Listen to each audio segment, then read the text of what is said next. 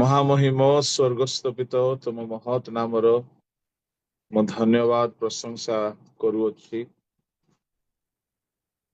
पवित्र पिता मासर शेष रात्रि रे आमे पहुंची अछु। प्रभु आम समस्त को एक आध्यात्मिक अवकाश दे अच्छ प्रभु कि आम्भे माने तुम गौरव प्रशंसा वंदना करू करू तुम ठारे विनती गुहारी मध्यस्थता करू करू प्रभु ए समय रे वाक्य अध्ययन करने को जाऊछु। पवित्र पिता एही समय रे तुम वाक्य यथार्थ सत्यता को जानिबा पाई एवं अध्ययन करने पाई आम समस्त को साहाय्य कर प्रभु। स्वर्गीय पिता अनुग्रह कर राजा। हे प्रभु ए बेलार सेवा कार्य आम समस्त उद्दीपना जागरण संशोधन सचेतन एवं आशीर्वाद जनक हो। तुम्हें अच्छो बोली तुमको धन्यवाद दे ए प्रार्थना यीशु नाम रे मांगे आमेन। आमे ध्यान निमंते पढ़िबा जेसाय ताहार 6 अध्याय 1 पदरु आरंभ करी 8 पद जाए के जने पढ़ी की साहाय्य करता। जिसाय 6 अध्याय 1 पदरु 8 पद सेटा एपरि लेखा जाए। उसिया राजा मृत हेबा वर्ष मु प्रभु को एक उच्च और उन्नत सिंहासन रे उपविष्ट देखिली। ताहांक राजवस्त्रर अंचल मंदिर को परिपूर्ण कला। ताहांक निकटरे सराफगण ठिया हेले। से प्रत्येकर 6 पक्ष थिला। प्रत्येके 2 पक्षरे आपणा आपणा मुख आच्छादन कले। 2 पक्षरे चरण आच्छादन कले और 2 पक्षरे उड़िले। आउ से परस्पर डाकी कहिले, सैन्याधिपति सदा प्रभु धर्ममय धर्ममय धर्ममय समुदाय पृथ्वी ताहांक महिमारे परिपूर्ण। सेतेबळे घोषणाकारीर रबरे द्वार सम्मुख स्थानर मूलदुआ कंपित हेला और गृह धूमरे परिपूर्ण हेला। तेबे मु कहिली, हाय हाय मु नष्ट हेली, कारण मु असुचि अष्टादर विशिष्ट मनुष्य और मु असुचि अष्टार विशिष्ट गोष्ठी मध्य बास करुअछि। तथापि मोहर चक्षु सैन्याधिपति सदाप्रभु राजा को देखिअछि। एथि उत्तारे सेही सराफगण मध्यरु एक जण मो निकटकू उड़ी आसिले। तांक हस्तरे खंडे ज्वलंत अंगार थिला। से यज्ञ वेदीर चिमुटा द्वारा ता नेइथिले। पुणी से तद्वारा मोर मुख स्पर्श करी कहिले, देख या तुम ओष्ठाधर को स्पर्श करिअछि। एणु तुम्भर अपराध दूरीकृत हेला और तुम्भर पाप मोचन हेला। एथि उत्तारे मु काहाकू पठाइबी ओ किए आम्भ मानक पई जीव? प्रभुंकर एही रब मु सुनिली। तेबे मु कहिली, मु अछि, मते पठाओ। आमेन। प्रभु को महत नाम रो धन्यवाद हेउ। प्रभु को लोक माने आजिर प्रसंग हेउछि आमे किपरि भाबरे प्रभु को निमते व्यवहार होई परिबा एवं निज जीवन आशीर्वादर प्राप्त।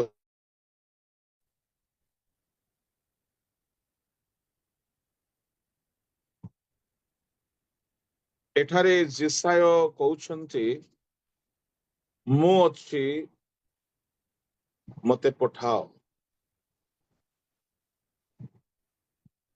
तमाने प्रभु को सेवा कार्य उद्देश्य रे जीवा निमंते से गोटे सुजोग पाउछन्ति। आओ प्रभु अन्वेषण करुथिले काहाकू पठाइबे बोली। मने हुए सतरे आज मध्य प्रभु खोजुछन्ति କାହାକୁ ସେ ପଠାଇବେ, କିଏ ଯାଇକି କାମ କରିବ। ଏଇ ଶବ୍ଦଟି ଶୁଣିଲା ବେଳେ ଲାଗେ ଯିବା ପାଇଁ ଲୋକ କମ ଅଛନ୍ତି। ଆମେ ବିଶ୍ୱାସୀ, ପାଳକ, ପ୍ରଚାରକ ଆମେ ବହୁତ ଅଛୁ। ଆମେ ସର୍ଭେଣ୍ଟସ୍ ଅଫ ଗଡ ବହୁତ ଅଛୁ। ଷ୍ଟିଲ୍ ଏମିତି ଲାଗେ ପ୍ରଭୁ ଖୋଜୁଛନ୍ତି କିଛି ସ୍ପେଶାଲ ଲୋକଙ୍କୁ ଯାହାଙ୍କୁ ସେ ପଠାଇବା ପାଇଁ ଚାହାନ୍ତି। ଆମେ ଜାଣୁ नो डाउट ପ୍ରଭୁଙ୍କ ଦାସ ମାନେ ସମସ୍ତେ ପ୍ରଭୁଙ୍କ ଅନୁଗ୍ରହର ପରିମାଣ ଅନୁସାରେ କାମ କରି ଚାଲିଛନ୍ତି। ତଥାପି ଗୋଟିଏ ପାର୍ଶ୍ୱ ଏପର୍ଯ୍ୟନ୍ତ ଅନ୍ଧକାରରେ ଅଛି। ଆମ ଭାରତୀୟ ସମାଜର ଯଦି ଆମେ ଦେଖିବା, ଅନେକ ଏପରି ଜନଜାତି ଅଛନ୍ତି ଯୋଉମାନଙ୍କ ଭିତରେ ସୁସମାଚାର ପହଞ୍ଚି ପାରିନାହିଁ। ଅନେକ ଏପରି ଜାତି ବର୍ଗ ଅଛନ୍ତି ଯୋଉମାନଙ୍କ ଭିତରେ ଯାଇକି ପ୍ରଭୁଙ୍କ ସୁସମାଚାର କହିବା ସହଜ ନାହିଁ।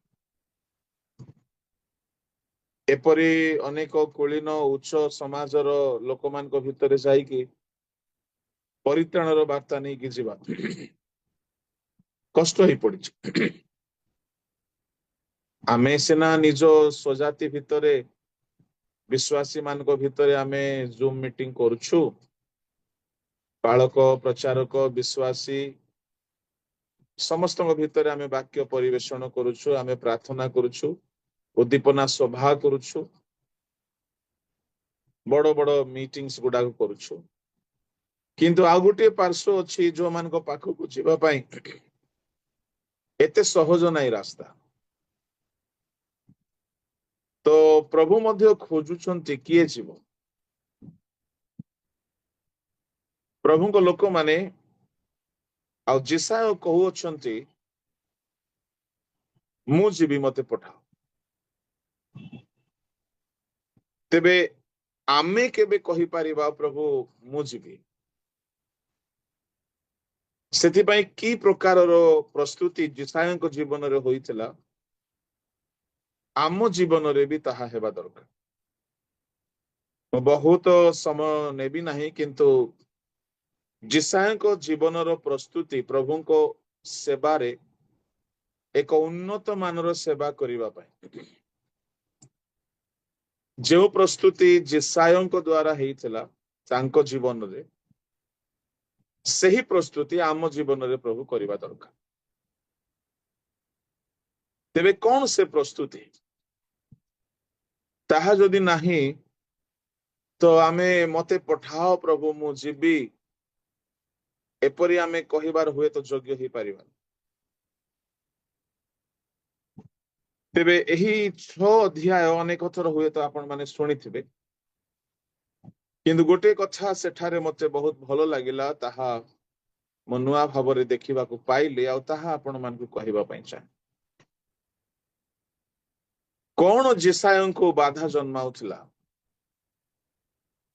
ଯେସାୟ 5 ଅଧ୍ୟାୟ ଯାଏ ଲେଖିଛନ୍ତି, କିନ୍ତୁ 6ଠ ଅଧ୍ୟାୟ ଆରମ୍ଭ ହଉଛି ଗୋଟେ ବଡ ରିଭାଇଭାଲ ତାଙ୍କ ଜୀବନରେ ଆସୁଛି। ଆମେ ସତରେ ସେମିତି ଗୋଟେ ରିଭାଇଭାଲ ପାଇବାକୁ ପଡିବ, ଗୋଟିଏ ଡିଭାଇନ ଏନକାଉଣ୍ଟର ଆମ ସହିତ ହେବା ଦରକାର, ଗୋଟିଏ ସ୍ୱର୍ଗୀୟ ସାକ୍ଷାତକାର ଘଟଣା ଆମ ସହିତ ଘଟିବା ଦରକାର। ତାହେଲେ ଯାଇ ଗୋଟିଏ ବଡ ଧରଣର କାମ ଆମ ଜୀବନରେ ହେଇପାରିବ। ମୂଷାଙ୍କୁ ଜ୍ୱଳନ୍ତ ବୁଦାରୁ ପ୍ରଭୁ ସାକ୍ଷାତ କଲେ, ଆଉ ମୂଷାଙ୍କ ଜୀବନ ଆମୂଳ ଚୂଳ ସମ୍ପୂର୍ଣ୍ଣ ପରିବର୍ତ୍ତନ ହେଲା। ଗୋଟିଏ ମହାନ ସେବା କାର୍ଯ୍ୟ ସେ ଆରମ୍ଭ କରିପାରିଲେ। ସାମୁଏଲଙ୍କ ସହିତ ପ୍ରଭୁ ସାକ୍ଷାତ କଲେ ରାତ୍ରି ସମୟରେ, ତାଙ୍କ ରବ ଦେଇ ଡାକିଲେ, ଆଉ ସେ ଦିନାବଧି ସାମୁଏଲ ଗୋଟେ ମହାନ ଭାବବାଦୀ ଭାବରେ ବ୍ୟବହାର ହେବାକୁ ଲାଗିଲେ। ପିତରଙ୍କୁ ଯୀଶୁ ସାକ୍ଷାତ କଲେ, ସେଇ ଦିନାବଧି ପିତର ଯୀଶୁଙ୍କ ପଛରେ ଚାଲୁ ଚାଲୁ ଯୀଶୁଙ୍କର ପ୍ରଧାନ ଶିଷ୍ୟ ହେଇପାରିଲେ। ପାଉଲ, ସାଉଲ ଦମିଶକ ମାର୍ଗରେ ପ୍ରଭୁଙ୍କ ସାକ୍ଷାତ ପାଇଲେ, ସେ ସାକ୍ଷାତ ପରଠାରୁ ତାଙ୍କ ଜୀବନ ସମ୍ପୂର୍ଣ୍ଣ ବଦଳିଗଲା।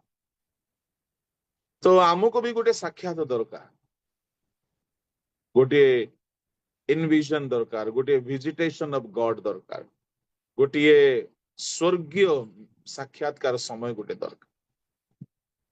ମୋଶା ପାପୀ ନଥିଲେ ବା ସାମୁଏଲ ପାପୀ ଅପରାଧୀ ନଥିଲେ, ଗୋଟେ ସାଧାରଣ ଯେହୁଦୀ ଜୀବନ ସେମାନେ ବିତଉଥିଲେ। ସାଧାରଣ ନୁହଁ, ଅସାଧାରଣ ଜୀବନ ଆମର ହେବା ଦରକାର। ଆମେ ସାଉଲଙ୍କୁ ଦେଖୁ ଯେ ସାଧାରଣ ଗୋଟେ ଉଦ୍ଯୋଗୀ ଫାରୁସୀ ଭାବରେ ଜୀବନ ବିତାଉଥିଲେ। ଆମେ ସାମୁଏଲକୁ ଦେଖୁ ଗୋଟିଏ ଭଲ ପ୍ରଭୁଙ୍କ ଦାସ ଭାବରେ ସଦାପ୍ରଭୁଙ୍କ ଗୃହରେ ବସବାସ କରୁଥିଲେ। କିନ୍ତୁ ଗୋଟିଏ ଏଇ ପ୍ରକାର ସାକ୍ଷାତ ହେଲା ପ୍ରଭୁଙ୍କ ସହିତ, ତାହା ସେମାନଙ୍କୁ ଏକ୍ସଟ୍ରା ଅର୍ଡିନାରୀ, ମ୍ୟାଚଲେସ୍, ଅତୁଲ୍ୟ ଆଉ ଅଦ୍ଭୁତ ବନେଇଦେଲା। ତ ସେମିତି ଗୋଟିଏ ସାକ୍ଷାତ ହେଇଛି ଯିଶାୟଙ୍କ ସହିତ 6 ଅଧ୍ୟାୟର 1ରୁ 7ରେ। ତାହା ତାଙ୍କ ଜୀବନକୁ ଏତେ ବଦଳାଇ ଦେଲା ଯେ ସେ ବାଇବଲର ସବୁଠାରୁ ବେଶୀ ଭାବବାଣୀ ଲେଖିବା ଗୋଟେ ଭାବବାଦୀ ହେଇପାରିଲେ। ଆଉ ଯୀଶୁଙ୍କ ସମ୍ବନ୍ଧରେ, ଆଉ ଭବିଷ୍ୟତ ପ୍ରଭୁଙ୍କ ଆଗମନ, ପୁଣି ଯୀଶୁଙ୍କ ଜନ୍ମ ସମ୍ବନ୍ଧରେ, ଯୀଶୁଙ୍କ ମୃତ୍ୟୁ ସମ୍ବନ୍ଧରେ, ପୁଣି ସହସ୍ର ବର୍ଷର ରାଜତ୍ୱ ସମ୍ବନ୍ଧରେ ଯଦି କେହି ଅଧିକ ଲେଖିଛନ୍ତି, ଆଗମନ କଥା ସେ ଏତେ ଲେଖି ନାହାନ୍ତି, କିନ୍ତୁ ସହସ୍ର ବର୍ଷ ରାଜତ୍ୱ, ଯୀଶୁଙ୍କ ଜନ୍ମ, ଯୀଶୁଙ୍କ ମୃତ୍ୟୁ ଅତି ସ୍ପଷ୍ଟ ଭାବରେ ଯଦି କେହି ଅଧିକ ଲେଖିଛନ୍ତି, ସେ ହେଉଛନ୍ତି ଯିଶାୟ। ତେବେ ଏତେ ଗୋଟିଏ ମହାନ ଭାବବାଦୀର ଉଦୟ ହେଲା ସେଇ 6 ଅଧ୍ୟାୟର 1ରୁ 7 ଭିତରେ। ତାହା ଘଟିଛି। କଣ ହେଇଛି ଆମେ ସିଷ୍ଟମେଟିକାଲି ଦେଖିବା। ପ୍ରଥମ ଘଟଣା, ଗୋଟିଏ ବର୍ଷ ଆସିଲା, ଆଉ ସେଇ ବର୍ଷର ସେ ଅପେକ୍ଷା ହୁଏତ କରୁଥିଲେ। କଣ ସେ ବର୍ଷ? 6 ଅଧ୍ୟାୟର 1 ପଦ ଆଉ ଥରେ ପଢିବା ଆମେ। ଉସିୟ ରାଜା ମୃତ ହେବା ବର୍ଷ ମୁଁ ପ୍ରଭୁଙ୍କୁ ଏକ ଉଚ୍ଚ ଓ ଉନ୍ନତ ସିଂହାସନରେ ଉପବିଷ୍ଟ ଦେଖିଲି। ତାହାଙ୍କ ରାଜବସ୍ତ୍ରର ଅଞ୍ଚଳ ମନ୍ଦିରକୁ ପରିପୂର୍ଣ୍ଣ କଲା। ଗୋଟିଏ ବର୍ଷ ଆସିଲା ଯେଉଁ ବର୍ଷରେ ଉସିୟ ରାଜା ମରିଗଲେ। ଏଟା କେମିତି ଲାଗୁଛି ଶୁଣିଲେ? ଉସିୟ ରାଜା ମୃତ ହେବା ବର୍ଷ ମୋ ପ୍ରଭୁଙ୍କୁ ଗୋଟିଏ ଉଚ୍ଚ ଉନ୍ନତ ସିଂହାସନରେ ଉପବିଷ୍ଟ ହେବାର ଦେଖିଲେ।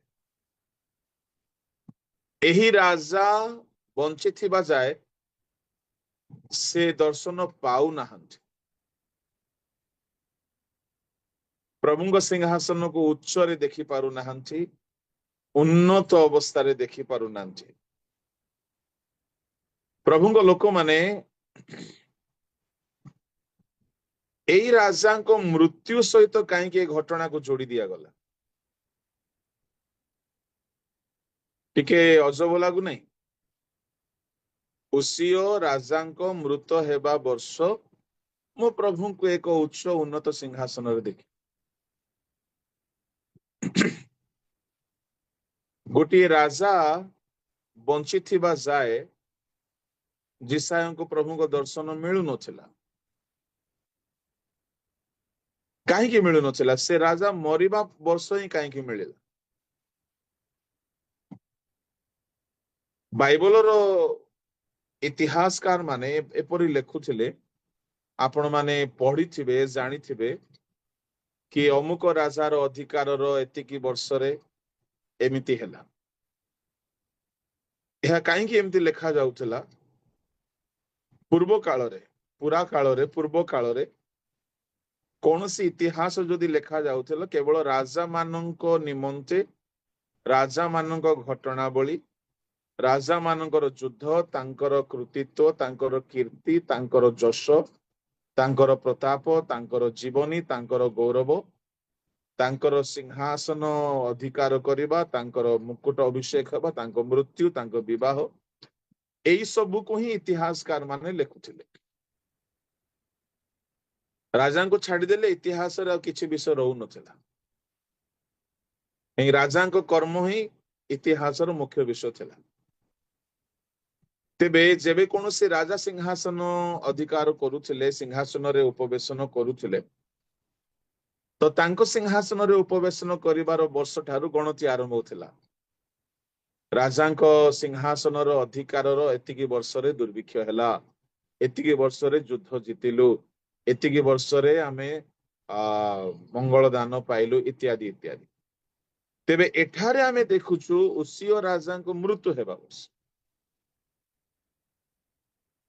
ତାମାନେ ଏଇ ରାଜା ବଞ୍ଚିଥିବା ଯାଏ ଜିସାୟଙ୍କୁ ସେପରି ଦର୍ଶନ ମିଳୁନାହିଁ। ଏ ରାଜା ମୃତ ହେବା ବର୍ଷରେ ଜିସାୟଙ୍କୁ ଦର୍ଶନ ମିଳୁଛି। ପ୍ରଭୁଙ୍କ ଲୋକମାନେ ଏ ରାଜା କିଏ?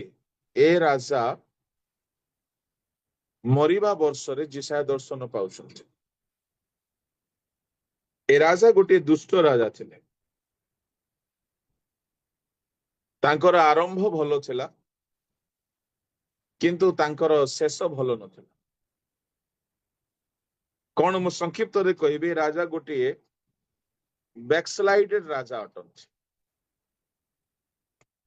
ପ୍ରଭୁଙ୍କୁ ପାଶୋରି, ପ୍ରଭୁଙ୍କୁ ଭୁଲି ନିଜ ଜୀବନରେ ସେ ଉଦ୍ଧତ ହୋଇଯାଇଥିଲେ, ଦୁଷ୍ଟ ହେଇଯାଇଥିଲେ, ଅବାଧ୍ୟ ହେଇଯାଇଥିଲେ, ଆଉ ପ୍ରଭୁଙ୍କ ବିରୁଦ୍ଧରେ ସେ କର୍ମ କରିଚାଲିଥିଲେ। ଏପରି ଗୋଟିଏ ରାଜାଙ୍କ ମୃତ୍ୟୁ ହେବା ବର୍ଷ ଜିସାୟ ଦର୍ଶନ ପାଉଛନ୍ତି। 26 ଅଧ୍ୟାୟ ଦ୍ୱିତୀୟ ବଂଶାବଳୀ ତାହାର 1ରୁ ଶେଷ ଯାଏ ପଢିବା ଦରକାର ନାହିଁ, ମୁଁ ଖାଲି କହୁଛି। ଯଦି ଆପଣ ପଢିବେ ତେବେ ପାଇପାରିବେ ସେ ରାଜା 16 ପଦରୁ ତାଙ୍କର ପତନ ଆରମ୍ଭ ହୋଇଛି। 16 ପଦରେ ତାଙ୍କ ଅନ୍ତଃକରଣ ଉଦ୍ଧତ ହେଲା, ସେ ଦୁରାଚରଣ କଲେ, ସେ ସତ୍ୟ ଲଙ୍ଘନ କଲେ, ସେ ମନ୍ଦିର ଭିତରକୁ ଯାଇ ଈଶ୍ୱରଙ୍କ ନିୟମ ଉଲ୍ଲଂଘନ କଲେ, ଆଉ 19 ପଦରେ କୁଷ୍ଠ ରୋଗ ତାଙ୍କୁ ଧରିଲା। ଲେଖା ଅଛି ସଦାପ୍ରଭୁ ତାଙ୍କୁ ଆଘାତ କଲେ, ଆଉ ସେ 21 ପଦରେ ଅଶୁଚି ହୋଇକି ପୃଥକ ହୋଇକି ବାସ କଲେ। ଗୋଟିଏ ରାଜା 1 ପଦରୁ ଯଦି ଆପଣ ଦେଖିବେ 15 ଯାଏ, ପ୍ରଭୁ ତାଙ୍କୁ ବହୁତ ଆଶୀର୍ବାଦ କରିଥିଲେ, କିନ୍ତୁ 16 ପଦରୁ ସେ ଗର୍ବୀ ହେଲେ, ଅନାଜ୍ଞାକାରୀ ହେଲେ, ଦୁରାଚାରୀ ହେଲେ, ସତ୍ୟ ଲଙ୍ଘନ କଲେ, ଅନାଜ୍ଞାବହ ହେଲେ, ବ୍ୟାକସ୍ଲାଇଡ ହେଇଗଲେ, ଦୁଷ୍ଟ ହେଲେ, କୁଷ୍ଟି ହେଲେ, ଅଶୁଚି ହେଲେ। କୁଷ୍ଟି ବୋଲି କହିଲେ ଅଶୁଚିତା। ଲେବିୟ 13-14 ଅଧ୍ୟାୟ ଯଦି ଆମେ ପଢିବା, କୁଷ୍ଠ ରୋଗୀ ମାନଙ୍କୁ ନଗର ବାହାରେ ରଖାଯାଉଥିଲା, ସେମାନଙ୍କୁ କେହି ସ୍ପର୍ଶ କରିବେ ନାହିଁ, ସେମାନେ ଅଶୁଚି ଅଟନ୍ତି। ଏ ରାଜା ଅଶୁଚିତାକୁ ଦର୍ଶାଏ। ତେବେ ଏଇ ରାଜା ବଞ୍ଚିଥିବା ଯାଏ ଜିସାୟଙ୍କୁ ଦର୍ଶନ ମିଳୁନାହିଁ।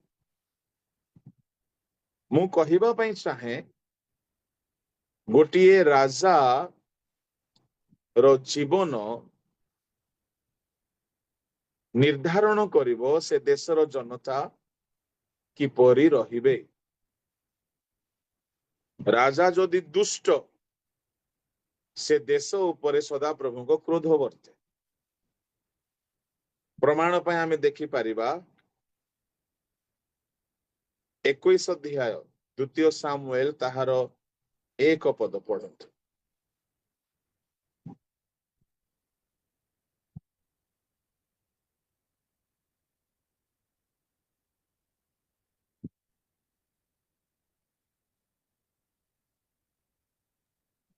ଦାଉଦଙ୍କର ସମୟରେ କ୍ରମାଗତ 3 ବର୍ଷ ଦୁର୍ଭିକ୍ଷ ହେଲା। ତହିଁରେ ଦାଉଦ ସଦାପ୍ରଭୁଙ୍କ ମୁଖ ଅନ୍ୱେଷଣ କରନ୍ତେ ସଦାପ୍ରଭୁ କହିଲେ, ସାଉଲ ଓ ତାହାର ରକ୍ତପାତୀ ବଂଶ ସକାଶୁ ଏହା ହେଉଅଛି, ଯେହେତୁ ସେ ଗିବିଓନୀୟ ଲୋକମାନଙ୍କୁ ବଧ କରିଥିଲା। ଦୁର୍ଭିକ୍ଷ 3 ବର୍ଷ ହେଲା, କେଉଁଠାରେ? ପୁରା ଦେଶରେ। ଦାୟୀ କିଏ ଆଜ୍ଞା? ସାଉଲ ତାହାର ରକ୍ତପାତୀ ବଂଶ। ରାଜା ଅପରାଧ କରନ୍ତେ ସମଗ୍ର ଦେଶବାସୀଙ୍କ ଉପରେ ଦୁର୍ଭିକ୍ଷର ଦଣ୍ଡ ଘଟୁଛି। ତ ଏଇ ଗୋଟିଏ ପ୍ରମାଣ ତ ଯଥେଷ୍ଟ ନୁହେଁ। ଆଉ ଗୋଟେ ପ୍ରମାଣ ଆମେ ଦେଖିବା, 2 ସାମୁଏଲ 24 ଅଧ୍ୟାୟ ତାହାର 17 ପଦ ପଢନ୍ତୁ।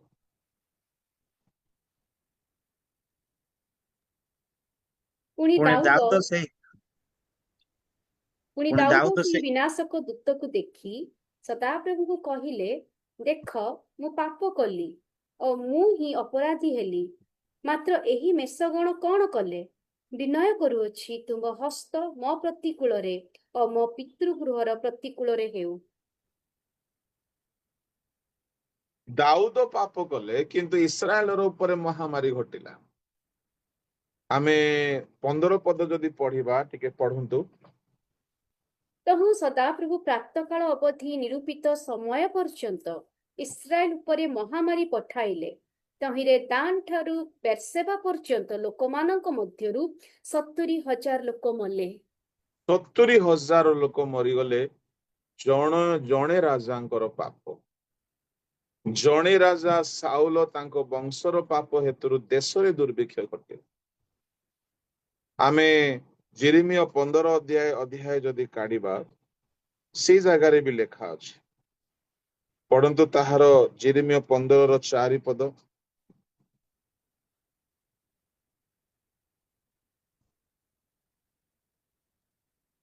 ଆଉ ଜିହୁଦାର ରାଜା ହିଜକିୟର ପୁତ୍ର ମନୋସିର ଜେରୁସାଲେମରେ କୃତ କାର୍ଯ୍ୟ ସକାଶୁ ଆମ୍ଭେ ସେମାନଙ୍କୁ ପୃଥିବୀର ଯାବତୀୟ ରାଜ୍ୟରେ ଏଣେ ତେଣେ ନିକ୍ଷିପ୍ତ କରାଇବା। 2 ରାଜାବଳୀ 24 ଅଧ୍ୟାୟ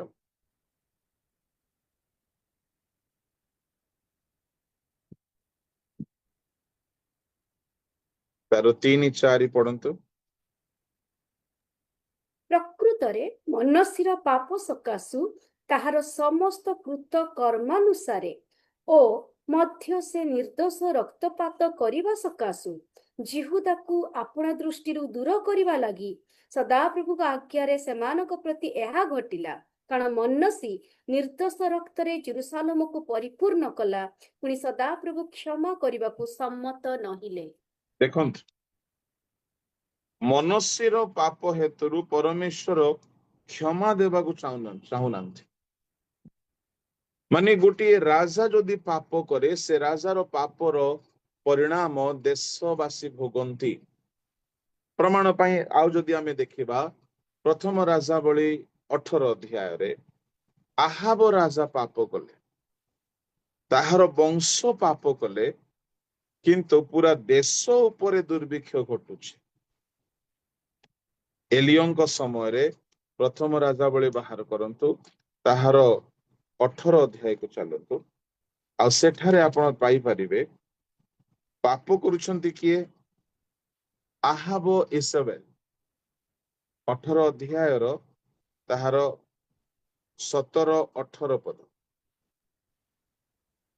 ପୁଣି ଆହାବ ଏଲିୟଙ୍କୁ ଦେଖିବା ମାତ୍ର ଆହାବ ତାଙ୍କୁ କହିଲେ, ହେ ଇସ୍ରାଏଲର ଦୁଃଖଦାୟକ, ଏ କଣ ତୁମ୍ଭେ? ତହୁ ସେ ଉତ୍ତର କଲେ, ମୁଁ ଇସ୍ରାଏଲକୁ ଦୁଃଖ ଦେଇନାହିଁ, ମାତ୍ର ତୁମ୍ଭେ ଓ ତୁମ୍ଭ ପିତୃବଂଶ ଦେଇଅଛ। କାରଣ ତୁମ୍ଭେମାନେ ସଦାପ୍ରଭୁଙ୍କ ଆଜ୍ଞା ସକଳ ତ୍ୟାଗ କରିଅଛ ଓ ତୁମ୍ଭେ ବାଲ ଦେବଗଣର ଅନୁଗାମୀ ହୋଇଅଛ। ଦୁଃଖ ଦେଲେ। କଣ ଦୁଃଖ ଆଜ୍ଞା? 17 ଅଧ୍ୟାୟରେ ଏଲିୟ ଯାଇକି 3.5 ବର୍ଷର ଯେଉଁ ଦୁର୍ଭିକ୍ଷ ଘଟିଲା, ତହିଁର ଭାବବାଣୀ କହିଲେ। ଏଥିର ମୂଳ ଦୋଷୀ ହଉଛନ୍ତି ଆହାବ ତା ପରିବାର। ଦେଶରେ ଦୁର୍ଭିକ୍ଷ ଘଟିଲା ଆହାବ ତାଙ୍କ ପରିବାରର ପାପ ହେତୁରୁ। ଦାଉଦଙ୍କ ସମୟରେ 3 ବର୍ଷର ଦୁର୍ଭିକ୍ଷ ଘଟିଲା ସାଉଲଙ୍କର ପାପ ହେତୁରୁ। ଦାଉଦଙ୍କ ସମୟରେ 70,000 ଲୋକ ମହାମାରୀରେ ମଲେ ଦାଉଦଙ୍କର ପାପ ହେତୁରୁ। ତା ମାନେ ଦେଶର ରାଜା ଯେତେବେଳେ ପାପ କରନ୍ତି, ପ୍ରଜା ତାହାର ଦଣ୍ଡ ଭୋଗନ୍ତି। ଦେଶର ରାଜା ଯଦି ଉତ୍ତମ କର୍ମ କରନ୍ତି, ପ୍ରଜା ତହିଁର ଆଶୀର୍ବାଦ ପାଆନ୍ତି।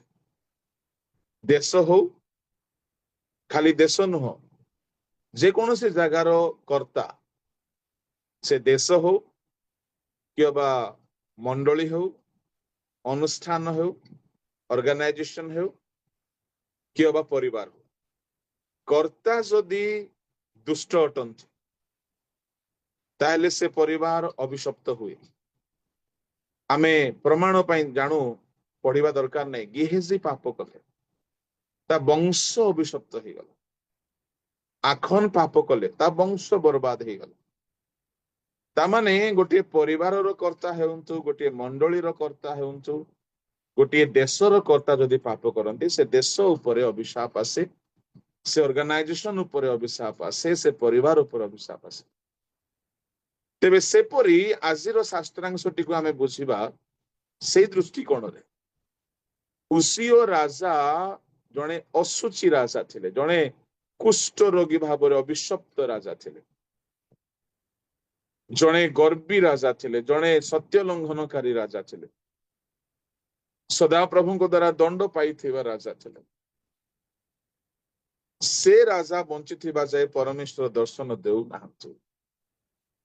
ଆମ ଜୀବନରେ ସେପରି କିଛିଟା ରାଜା ଥାଆନ୍ତି।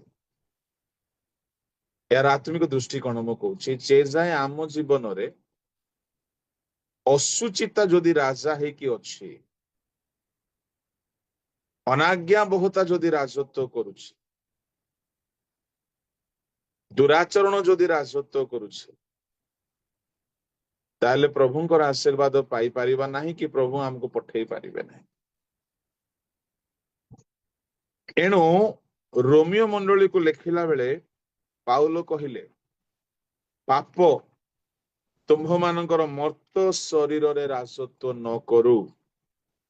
ବାହାର କରନ୍ତୁ ରୋମିଓ ମଣ୍ଡଳୀକୁ ପାଉଲଙ୍କର ପତ୍ର, ସମ୍ଭବତଃ ତାହାର 6 ଅଧ୍ୟାୟ 12 ପଦ ପଢନ୍ତୁ। ଅତଏବ ପାପ ତୁମ୍ଭମାନଙ୍କ ମର୍ତ୍ତ ଶରୀରରେ ରାଜତ୍ୱ ନ କରୁ, ତାହା କଲେ ତୁମ୍ଭେମାନେ ସେଥିର କୁ ଅଭିଳାଷ ଗୁଡାକର ବଶବର୍ତ୍ତୀ ହେବ। ଉସିଓ ରାଜା ହେଇକି ଅଛନ୍ତି, ତ ଦେଶ ଉପରେ ପ୍ରଭୁଙ୍କ ଆଶୀର୍ବାଦ ଆସୁନାହିଁ, ଜିସାୟଙ୍କୁ ପ୍ରଭୁଙ୍କ ଦର୍ଶନ ମିଳୁନାହିଁ, ଜିସାୟ ପ୍ରଭୁଙ୍କ ଦର୍ଶନ ପାଇପାରୁନାହାନ୍ତି। ଆମ ଜୀବନରେ ଯଦି ପାପ, ଅସୁଚିତା, କୌଣସି ଅସୁଚିତା, ହ୍ୱାଟ ଏଭର, କିଛି ବି ଅସୁଚିତା ଯଦି ସେ ରାଜତ୍ୱ କରୁଛି, ଆମେ ପ୍ରଭୁଙ୍କ ଦର୍ଶନ ପାଇପାରିବା ନାହିଁ। ସେ ଅସୁଚିତା ମରିବାକୁ ପଡିବ। ଉସିଓ ମରିବା ବର୍ଷ ଜିସାୟଙ୍କର ରିଭାଇଭାଲ ଆରମ୍ଭ ହେବ। ଆମ ଜୀବନରେ ଯଦି କୌଣସି ଅସୁଚିତା ରାଜତ୍ୱ କରୁଛି, ରାଜା ହେଇଛି, କାହାରି ଜୀବନରେ ପାପ ପୁରା ରାଜା ହେଇକି ବସୁଛି। କିଛି କିଛି ପାପ କାହାରି ଜୀବନରେ ତ ଚୁଗଲି ପୁରା ରାଜା ହେଇଛି। ଚୁଗଲି ସେ ରାଜା ହେଇକି ବସୁଛି। ସବୁ ଚାଲିଥିବ, ଗୀତ, ବାକ୍ୟ, ପ୍ରାର୍ଥନା, ଉପାସନା, ଜୁମ୍ ମିଟିଂ ସବୁ ଚାଲିଥିବ, କିନ୍ତୁ ମିଟିଂ ସରୁ ସରୁ ଚୁଗଲି ଷ୍ଟାର୍ଟ ହେଇଯିବ।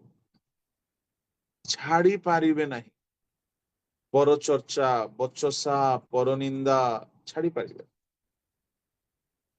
ମୁଁ କହିବା ପାଇଁ ଚାହେଁ, କାହାରି ଜୀବନରେ କିଛି କିଛି କୁ ଅଭିଳାଷ, ମନ୍ଦ ଅଭିଳାଷ, ଶାରୀରିକ ଅଭିଳାଷ, ଚକ୍ଷୁର ଅଭିଳାଷ ରାଜା ହେଇକି ବସିଥାଏ, ଏମାନଙ୍କୁ ଅସୁଚି କରିଦିଏ।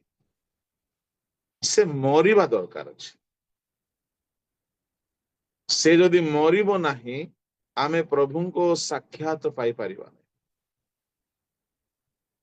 ଏଣୁକରି ପ୍ରଭୁଙ୍କ ଲୋକମାନେ ଯେଉଁ ବର୍ଷ ଉସିଓ ରାଜା ମୃତ ହେଲେ, ଜିସାୟ ସେହି ବର୍ଷ ପ୍ରଭୁଙ୍କୁ ଗୋଟିଏ ଉଚ୍ଚ ଓ ଉନ୍ନତ ସିଂହାସନରେ ଦେଖୁଛନ୍ତି, ଦର୍ଶନ ପାଉଛନ୍ତି। ଜିସାୟ ସେଠାରେ 3 ଗୋଟି ଦର୍ଶନ ପାଇଲେ। କଣ କଣ 3 ଗୋଟି ଦର୍ଶନ? ଗୋଟିଏ ହେଲା ସ୍ୱର୍ଗୀୟ ଦର୍ଶନ, ଏଟାକୁ ଧ୍ୟାନ ଦେବେ। ଦ୍ୱିତୀୟଟି ହେଲା ଅଭ୍ୟନ୍ତରଣୀୟ ଦର୍ଶନ, ନିଜ ନିଜ ଭିତରକୁ ସେ ଦେଖି ପାରିଲେ। ତୃତୀୟଟି ହେଲା ବାହ୍ୟ ଦର୍ଶନ। ନିଜର ପରିବେଶରେ କଣ ଚାଲିଛି ସେ ଜାଣିପାରିଲେ। ଏଇ ତିନି ଗୋଟି ଦର୍ଶନ ଯଦି ଆମେ ପାଇଯିବା ନା, ବାସ୍ତବରେ ଆମ ଜୀବନ ବଦଳିଯିବ। ପ୍ରଥମ ଦର୍ଶନ, ସେ ପ୍ରଭୁଙ୍କୁ ଦେଖିଲେ। ଯେସାଏ ଗୋଟିଏ ଦର୍ଶକ ନଥିଲେ, ସେ ଗୋଟେ ଭାବବାଦୀ ଥିଲେ। ସେ ବହୁତ ଦର୍ଶନ ଦେଖି ନାହାନ୍ତି, କିନ୍ତୁ ଗୋଟେ ମହାନ ଦର୍ଶନ ଥରେ ଦେଖିଲେ। ସେ ପ୍ରଭୁଙ୍କୁ ସିଂହାସନରେ ବସିଥିବାର। ତାମାନେ ସିଂହାସନରେ ଆଉ ଉସିଅ ନାହାନ୍ତି, ପ୍ରଭୁ ଅଛନ୍ତି। ଆଉ ସେଇ ସିଂହାସନ ଉଚ୍ଚରେ ଅଛି। ଆମ ଜୀବନରେ, କାହାରି କାହାରି ଜୀବନରେ ପ୍ରଭୁ ଆଉ ରାଜତ୍ୱ କରୁନାହାନ୍ତି, ପାପ ରାଜତ୍ୱ କରୁଛି। ଯଦି ମୁଁ ଟିକେ ଏକ୍ସପ୍ଲେନ କରିବି ପାପ କେମିତି ରାଜତ୍ୱ କରେ। ଯୁବା ପିଲାମାନଙ୍କ କଥା ଟିକେ କହିବି। ପାହାନ୍ତିଆରେ ଉଠିକି ଟିକେ ପ୍ରାର୍ଥନା କରିବା ହେଉନାହିଁ, କାହିଁକି? ନିଦ ରାଜତ୍ୱ କରୁଛି। ଚାଲ ପାହାନ୍ତିଆ ଛାଡ, ରାତି 2ଟା 3ଟାରେ ଶୋଇଲୁ, ତେଣୁ ପାହାନ୍ତିଆରେ ଉଠି ହଉନି। କୌଣସି ଗୋଟେ ସମୟରେ ବସିକି ପ୍ରାର୍ଥନା କରିବା, ସେଇଟା ହେଇପାରୁନି। ଭାବି ଦେଖ, 24 ଘଣ୍ଟା ଭିତରେ ଗପିବା ହେଉଛି, ଖାଇବା ହେଉଛି, ଶୋଇବା ହେଉଛି, ଚାକିରି ହେଉଛି, ସ୍କୁଲିଂ ହେଉଛି, ବିଜନେସ ହେଉଛି, ମିନିଷ୍ଟ୍ରି ହେଉଛି, ପ୍ରାର୍ଥନା ହେଇପାରୁନି ଭଲରେ। କାହାରି କାହାରି ଏମିତି ଯେ ମୋବାଇଲ ପୁରା ଏତେ ବାନ୍ଧି ଦେଇଛି, ମାନେ ସତେକି ସେ ରାଜା ହେଇଯାଇଛି, ତା ଛଡା ଜମା ରହିପାରୁନାହାନ୍ତି। କେହି କେହି କିଛି ମୁଭି ଦେଖିବାରେ, କେହି କେହି କିଛି କିଛି ଗେମ୍ ଖେଳିବାରେ, କେହି କେହି କିଛି କିଛି ସିରିଏଲରେ ମାନେ ଏତେ ଗୁଲାମ ଯେ ସେମାନେ ତାର କଥା ନ ଶୁଣିକି ନ ଦେଖିକି ରହିପାରିବେ ନାହିଁ। ତାମାନେ ପାପ ରାଜତ୍ୱ କରୁଛି। ମଦୁଆ ମାନଙ୍କ ଜୀବନରେ ମଦ ରାଜା ହେଇଯାଇଛି। କାହା କାହା ଜୀବନରେ କିଛି କିଛି ଅଭିଳାଷ ରାଜତ୍ୱ କରୁଛି। ପ୍ରଭୁଙ୍କ ଲୋକମାନେ ସେ ରାଜା ମରିବା ଦରକାର, ତେବେ ପ୍ରଭୁଙ୍କ ଦର୍ଶନ ପାଇବେ। ପାଉଲ ସ୍ପଷ୍ଟ କରିଛନ୍ତି, ମୁଁ ଆଉ ଜୀବିତ ନୁହେଁ, ମୁଁ ଖ୍ରୀଷ୍ଟଙ୍କ ସହିତ କ୍ରୁଶରେ ହତ ହୋଇଅଛି। ଗଲାତୀୟ 2:20 କହିଲେ, ଗଲାତୀୟ 6:14 କହିଲେ, ଗଲାତୀୟ 5:24 କହିଲେ, ରୋମିଓ 6:6-7 କହିଲେ, ମୃତ ମୃତ ମୃତ ମୃତ, ଅଭିଳାଷ ମୃତ ହୋଇଅଛି, କାମନା ମୃତ ହୋଇଅଛି, ଜଗତ ମୃତ ହୋଇଅଛି, ମୁଁ ମୃତ ହୋଇଅଛି, ପୁରାତନ ସ୍ୱଭାବ ମୃତ ହୋଇଅଛି। ପ୍ରଭୁଙ୍କ ଲୋକମାନେ ଇଏ ପାପ ମରିବା ଦରକାର। ଏ ମରୁନି ପରା। ଆଚ୍ଛା, ମରିନି, କମ ସେ କମ ଚାକର ହେଇକି ଥାନ୍ତା। ନାଇଁ, ରାଜା ହେଇଛି, ରାଜା ହେଇକି ରାଜତ୍ୱ କରୁଛି। ତା କଥାରେ ଲୋକ ଚାଲୁଛନ୍ତି। ତେବେ ସେ ମରିବା ବର୍ଷ ହିଁ ଯେସାୟା ଦର୍ଶନ ପାଉଛନ୍ତି। 3 ଗୋଟି ଦର୍ଶନ। କଣ କଣ? ପ୍ରଥମ ହେଲା ସ୍ୱର୍ଗୀୟ ଦର୍ଶନ। ଆମ ଜୀବନରେ ସ୍ପଷ୍ଟ କରିଦେବା ପାଇଁ ଚାହେଁ, ମୋ ଜୀବନରେ କିଛି କିଛି ସୂକ୍ଷ୍ମ ସୂକ୍ଷ୍ମ ଦୁର୍ବଳତା ଅଛି, ଆପଣଙ୍କ ଜୀବନରେ ବି ଥାଇପାରେ। ସେଗୁଡାକ ଯେ ଯାଏ ମରି ନାହିଁ, ଆମେ ଚୋର ନାହୁଁ, ଆମେ ଡକାୟତ ନାହୁଁ, ଆମେ ଖଣ୍ଟ ନାହୁଁ, ଆମେ ନରଘାତକ ନାହୁଁ, ଆମେ ଲୁଟକାରୀ ନାହୁଁ, କିନ୍ତୁ ଛୋଟ ଛୋଟ ପାପ ଆମ ଜୀବନରେ ରହିଯାଉଛି। ସେ ଯେ ଯାଏ ମରି ନାହିଁ, ପାଉଲଙ୍କ ଜୀବନରେ ଥିଲା ପରା। ପାଉଲ କହୁଛନ୍ତି, ମୁଁ ଶରୀର କଷ୍ଟ ଦେଇ ବସରେ ମାରିକି ରଖୁଛି ବୋଲି। ତାମାନେ ଆମ ଜୀବନ ଛୋଟ ଛୋଟ ଏ ରାଜା ଗୁଡାକ, ପାପ ଗୁଡାକ ରାଜତ୍ୱ କରୁଛି, ମାରିବାକୁ ପଡିବ। ସେ ମରିଲେ ଯାଇକି ଆମେ ପ୍ରଭୁଙ୍କ ଦର୍ଶନ ପାଇପାରିବା। ଆଚ୍ଛା, ଚାଲନ୍ତୁ ଦର୍ଶନକୁ ଯିବା। ଦର୍ଶନ 3 ଗୋଟି ଦର୍ଶନ ପାଇଲେ ଯେ କଣ କଣ 3 ଗୋଟି? ପ୍ରଥମେ ସ୍ୱର୍ଗୀୟ ବିଷୟକୁ ଦେଖିଲେ। ଆମେ ଜାଣୁ ସେ ସରାଫ ଗଣକୁ ଦେଖିଲେ। ପବିତ୍ର ପବିତ୍ର ପବିତ୍ର ହିନ୍ଦୀରେ ଲେଖା ଅଛି, ଇଂଲିଶରେ, ଓଡିଆରେ ଧର୍ମମୟ ଧର୍ମମୟ ଧର୍ମମୟ ଲେଖା ଅଛି। गोटे बहुत सुंदर आराधनार पैटर्न को देखिले सराफ गण आराधना करुछंती प्रभु सिंहासन तले नहीं उच्चरे अछि बहुत सुंदर वर्शिप को देखिले अच्छा ए दर्शन देखु देखु ए दर्शन भितरे से निज भितरे गोटे दर्शन पाइगले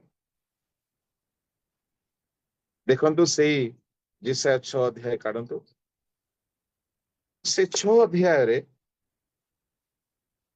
जेतेबेले से 4 जाय स्वर्गीय दर्शन देखुछंती 5 रे निजर गोटे दर्शन देखा पाइले कौन निजर हृदय को देखा पाइले निज जीवन को देखा पाइले अभ्यंतरणीय दर्शन कौन से कहते 5 पद टिके पढ़ंतु 5 तेबे मु कहिली हाय हाय मु नष्ट हेली कारण मु असुचि ओष्ठादर विशिष्ट मनुष्य और मु असुचि ओष्ठादर विशिष्ट गोष्ठी मध्य बास करुअछि तथापि मोहर चक्षु सैन्याधिपति सदाप्रभु राजा को देखिअछि हाय हाय ये जो हाय शब्दटा ना 3-4 प्रकार शब्द है कौन गोटे इंग्लिश हाय ना सेटा शुभ संवाद सूचक संबोधन शब्द सेटा आमे इंग्लिश रे हाय बोली कहू ना एटा गोटे आ गोटे कौन हिंदी वाला हाय हाय रे कितना अच्छा है ना मतलब बहुत भलो लागिले शब्द बाहर आ गोटे होचे अभिशाप को दर्शाए हाय हाय हाय तुम मान प्रति हाय तेबे एठारे जिसाय कहउछंती हाय माने मु अभिशप्त देखंतु से कहउछंती कोन मु अभिशप्त मु हाय हाय हाय बोली कहउछंती मु कहली मु हाय हाय माने से एते बड़ो भाववादी 5 अध्याय भाववाणी लेखि सारिछंती गोटे भाववादी हे सारिछंती से निजर जीवन को से स्वीकार करुछंती से कहउनांती मु रेवरेंड मु राइट रेवरेंड मु डीकन मु स्पीकर मु प्रॉफेट बा मु एपोस्टल बा मु गोटे बिशप कहउनांती से कहउछंती हाय हाय मु नष्ट हेली मु असुचि अष्टाधर विशिष्ट तामान निजर असुचिता को देखि पारिले से अच्छा ଆଉ ସେ କଣ କହୁଛନ୍ତି ମୁଁ ଅସୁଚି ଅଷ୍ଟାଧର ବିଶିଷ୍ଟ ଆରେ ଭାଇନା ତୁମେ ନିଜର ଭୁଲ କୁ ଆଗରୁ ଦେଖି ପାରୁନଥିଲ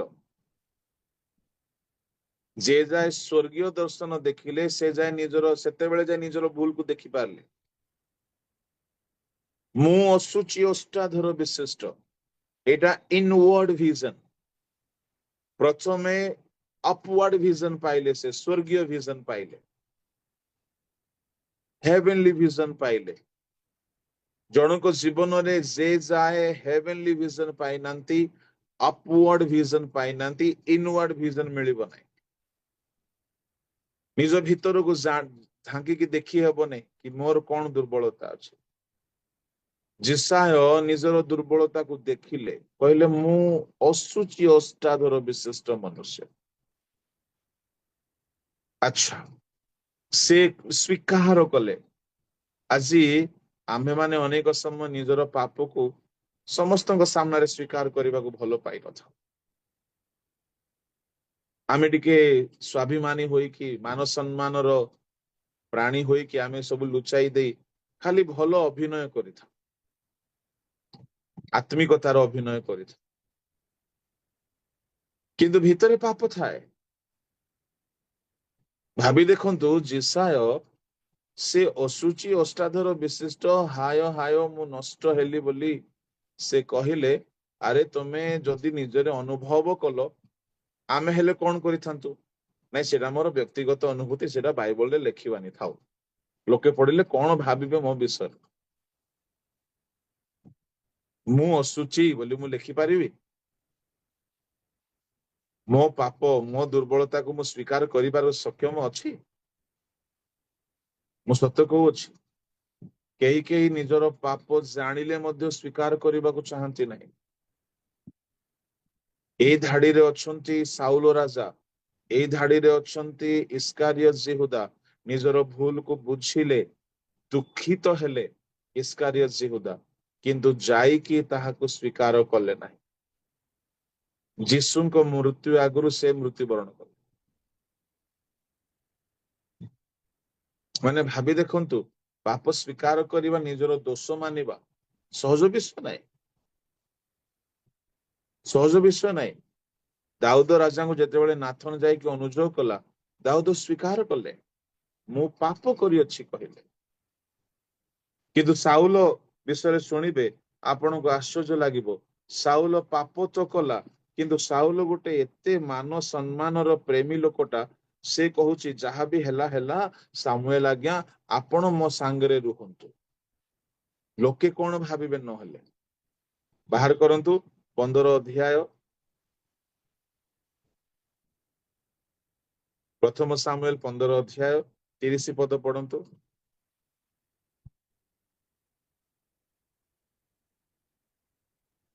ତେବେ ସେ କହିଲେ, ଆମ୍ଭେ ପାପ କରିଅଛୁ, ତଥାପି ଏବେ ମୋହର ଲୋକମାନଙ୍କ ପ୍ରାଚୀନ ବର୍ଗ ଓ ଇସ୍ରାଏଲ ସମ୍ମୁଖରେ ମୋହର ଗୌରବ ରଖ, ଓ ମୁଁ ଯେପରି ସଦାପ୍ରଭୁ ତୁମ ପରମେଶ୍ୱରଙ୍କ ନିକଟରେ ପ୍ରଣାମ କରିବି, ଏଥିପାଇଁ ମୋ ସଙ୍ଗେ ଫେରି ଆସ। ମୁଁ ପାପ କଲେ ମଧ୍ୟ ଲୋକମାନଙ୍କ ସାମ୍ନାରେ ମୋ ଟିକେ ରେସ୍ପେକ୍ଟ ରଖ ବୋଲୁଛନ୍ତି। ଦେଖନ୍ତୁ, ମାନ ସମ୍ମାନ ଏତେ ପ୍ରିୟ ଥିଲା, କିନ୍ତୁ ଦାଉଦଙ୍କର କଣ କମେଣ୍ଟ? ଦାଉଦ ଯେତେବେଳେ ପାପର ଅନୁଯୋଗ ପାଇଲେ, ସେ ମାନ ସମ୍ମାନ ଖୋଜି ନାହାନ୍ତି, ସେ ସ୍ୱୀକାର କଲେ ମୁଁ ପାପ କରିଛି। ସେ 2 ସାମୁଏଲ 12 ଅଧ୍ୟାୟରେ 7 ଦିନ ଉପବାସ କଲେ, ନିଜର ପାପର ନିରାକରଣ ପାଇଁ, ତାଙ୍କ ପୁଅ ସୁସ୍ଥତା ପାଇଁ, ତାଙ୍କ ଜୀବନର କ୍ଷମା ପାଇଁ। ପ୍ରଭୁଙ୍କ ଲୋକମାନେ, ଅନେକ ସମୟରେ ଆମେ ସିନିୟର ହେଇଗଲା ପରେ ଆମର ଦୁର୍ବଳତାକୁ ଆମେ ଲୋକ ସାମ୍ନାରେ ଲୁଚେଇବାକୁ ବହୁତ ଚେଷ୍ଟା କରି ଖାଲି ଅଭିନୟ କରିଥାଉ। ତାହା ବହୁତ ବିପଦଜନକ ଅଟେ। ଯେସାୟ ଯେତେବେଳେ ସ୍ୱର୍ଗୀୟ ଦର୍ଶନ ପାଇଲେ, ସେ ଲୁଚିକି ରହିପାରୁନାହାନ୍ତି, ସେ ସ୍ୱୀକାର କରୁଛନ୍ତି, ମୁଁ ନଷ୍ଟ ହେଲି, ମୁଁ ଅଶୁଚି। ନିଜର ଅଶୁଚିତା ଦେଖିପାରିଲେ। ଆଚ୍ଛା, କଣ ଅଶୁଚିତା ହେଉଥିଲା? ଯେସାୟଙ୍କର କଣ ପାପ ହେଉଥିଲା? କି ଅଶୁଚିତା?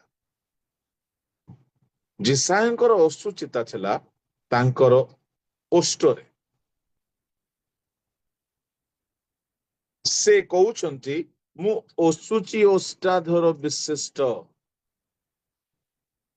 ଆଚ୍ଛା, କାହିଁକି ତାଙ୍କର ଅଶୁଚି ଓଷ୍ଠାଧର ହେଇଗଲା? ମନେ ରଖିବେ, ଶୈତାନ ସବୁବେଳେ ଚାହିଁବ ଆପଣଙ୍କର ମୁଖ ଅଶୁଚି ହେଇଯାଉ। କାହିଁକି ଶୈତାନ ଚାହିଁବ? ଯେହେତୁ ଆମର ସେବା କାର୍ଯ୍ୟର 99% ସେବା କାର୍ଯ୍ୟ ମୁଖ ଦେଇ ହୋଇଥାଏ। ପ୍ରାର୍ଥନା ମୁଖ ଦେଇ, ଗୀତ ମୁଖ ଦେଇ, ବାକ୍ୟ ପ୍ରଚାର ମୁଖ ଦେଇ, ଭାବବାଣୀ ମୁଖ ଦେଇ, ଆଶୀର୍ବାଦର ଘୋଷଣା ମୁଖ ଦେଇ, ଉପାସନାର ପରିଚାଳନା ମୁଖ ଦେଇ, ପ୍ରାର୍ଥନାରେ ଶୈତାନକୁ ଧମକ ଦେବା ମୁଖ ଦେଇ। ଆପଣ ଯଦି ଘୁଙ୍ଗା ହେଇଗଲେ, କେହି ନ ହୁଅନ୍ତୁ, ମୁଁ କଥାଟି କହୁଛି, ଯଦି ଜଣେ ଘୁଙ୍ଗା ହେଇଯିବ, ସେ ସେବକ ହେଇପାରିବ? ହେଇପାରିବନି। ଜଣେ ଅନ୍ଧ ଲୋକ ହେଇପାରିବ ସେବକ? ଅନ୍ଧ ମାନେ ପ୍ରଚାରକ ମାନେ ଅଛନ୍ତି, ଅନ୍ଧ ମାନେ ପ୍ରଚାରିକା ମାନେ ଅଛନ୍ତି। କାଲ ଲୋକ ପ୍ରଭୁଙ୍କ କାମ କରିପାରିବ ନାହିଁ, ବଡ କଷ୍ଟ। କରିପାରେ ମଧ୍ୟ, ପାଟି ଠିକ ଅଛି ଯଦି, କିନ୍ତୁ ଘୁଙ୍ଗା ଲୋକ କିଛି କରିପାରିବ ନାହିଁ। ପାଳକୀୟ ସେବା କରିପାରିବ ନାହିଁ, ସୁସମାଚାର ସେବା କରିପାରିବ ନାହିଁ, ଶିକ୍ଷା ଦେଇପାରିବ ନାହିଁ, ହିଲିଂ ମିନିଷ୍ଟ୍ରି କରିପାରିବ ନାହିଁ, ପ୍ରଫେସି ମିନିଷ୍ଟ୍ରି କରିବ ନାହିଁ। କାହିଁକି 99% ମିନିଷ୍ଟ୍ରି, ମୁଁ କାହିଁକି 100% ବୋଲି କହୁନାହିଁ, ଯେହେତୁ କିଛି କିଛି ମିନିଷ୍ଟ୍ରି ହାତରେ ବି ଅଛି, ହସ୍ତାର୍ପଣରେ ଅଛି। ତେବେ 99% ମିନିଷ୍ଟ୍ରି ମୁଖ ଦ୍ଵାରା ଅଛି। ଏଣୁ ଶୈତାନ ସବୁବେଳେ ଚାହିଁବ ଆପଣଙ୍କର ମୁଖ ଅଶୁଚି ହେଇଯାଉ, ଜିଭା ଅଶୁଚି ହେଇଯାଉ, ଓଷ୍ଠାଧର ଅଶୁଚି ହେଇଯାଉ। ଏଣୁ ଲେଖା ହଉଛି ମଲାଖି 2:7 ଯାଜକର ଓଷ୍ଠାଧର ଜ୍ଞାନ ରକ୍ଷା କରିବା ଉତ୍ତମ। ପଢନ୍ତୁ।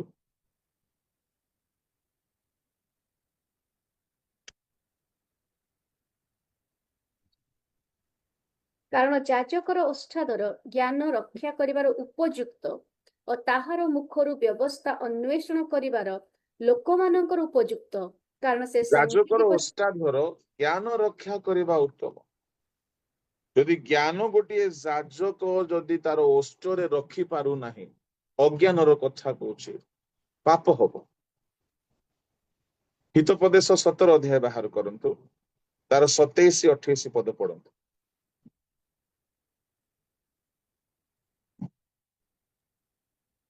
ଯେ ଅଳ୍ପ ବାକ୍ୟ ବ୍ୟୟ କରେ ତାହାର ଜ୍ଞାନ ଥାଏ, ପୁଣି ଯାହାର ଶାନ୍ତ ଆତ୍ମା ସେ ବୁଦ୍ଧିମାନ। ଅଜ୍ଞାନୀ ହିଁ ତୁନିର ହେଲେ ଜ୍ଞାନବାନ ଗଣିତ ହୁଏ, ପୁଣି ସେ ଆପଣା ଓଷ୍ଠ ବନ୍ଦ କଲେ ବୁଦ୍ଧିମାନ ଗଣିତ ହୁଏ। ଓଷ୍ଠକୁ ଟିକେ ବନ୍ଦ କରିବାକୁ ପଡିବ। 18:6 ପଢନ୍ତୁ ହିତୋପଦେଶ। ମୂର୍ଖର ଓଷ୍ଠ ବିବାଦର ପ୍ରବର୍ତ୍ତେ, ପୁଣି ତାହାର ମୁଖ ମାଡ଼ ଖାଇବାକୁ ଡାକେ। ତାର ମୁଖ ମାଡ଼ ଖାଇବାକୁ ଡାକେ, ଆସ ମତେ ମାର ବୋଲି କହିବ ତାର। ତେବେ ଓଷ୍ଠାଧରକୁ ସାବଧାନରେ ରଖିବାର ଅଛି। ତ କି ପ୍ରକାର ପାପ ଓଷ୍ଠାଧରରେ ମୁଖମଣ୍ଡଳରେ ହୁଏ? ମୁଖରେ ମିଥ୍ୟା କହିବା ପାପ, କୁବାକ୍ୟ ନିର୍ଗତ ହେବା, ମିଥ୍ୟାବାଦୀ ଜିଭା, ମିଥ୍ୟାବାଦୀ ଓଷ୍ଠ ଏବଂ ପାପ ସୂଚକ ଶବ୍ଦ ବ୍ୟବହାର କରିବା। ଏଣୁ ପାଉଲ କହିଲେ ଏଫେସୀୟ ମଣ୍ଡଳୀକୁ କୁବାକ୍ୟ ନିର୍ଗତ ନ ହେଉ। କୁଶବ୍ଦ, ଗାଳି, ଅପଶବ୍ଦ ଆପଣ ଦେଖିପାରିବେ ଏଫେସୀୟ ତାହାର 4 ଅଧ୍ୟାୟରେ ପାଉଲ ସ୍ପଷ୍ଟ କରି କହୁଛନ୍ତି। 4 ଅଧ୍ୟାୟର କେତେ ସମ୍ଭବତଃ 28 ପଦରେ ରହିବା କଥା। 29 ପଦ, 29 ତୁମ୍ଭମାନଙ୍କ ପଦ ପଢନ୍ତୁ। ମୁଖରୁ କୌଣସି କୁବାକ୍ୟ ନିର୍ଗତ ନ ହେଉ, ବରଞ୍ଚ ଆବଶ୍ୟକ ଅନୁସାରେ ନିଷ୍ଠାଜନକ ବାକ୍ୟ ନିର୍ଗତ ହେଉ, ଯେପରି ତାହା ଶ୍ରୋତାମାନଙ୍କ ଅନୁଗ୍ରହ ପକ୍ଷରେ ହିତଜନକ ହୁଏ। 25 ପଦ,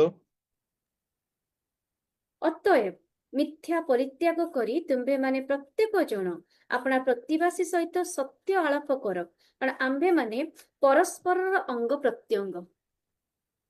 ମାନେ ମିଥ୍ୟା ନ ହୋଇକି ସତ୍ୟ କହୁ। ଆମ ଓଷ୍ଠାଧରରେ କୁବାକ୍ୟ ନିର୍ଗତ ନ ହଉ। ପ୍ରଭୁଙ୍କ ଲୋକମାନେ ଆମ ଜିଭା, ଆମ ଓଷ୍ଠାଧର ଅତି ସାବଧାନରେ ଧରି ରଖିବାକୁ ପଡିବ। ଏଣୁକରି ଦାଉଦ କହୁଛନ୍ତି, ମୁଁ ଜିଭାରେ ପାପ ନ କରିବା ପାଇଁ ସାବଧାନ ହେଲି।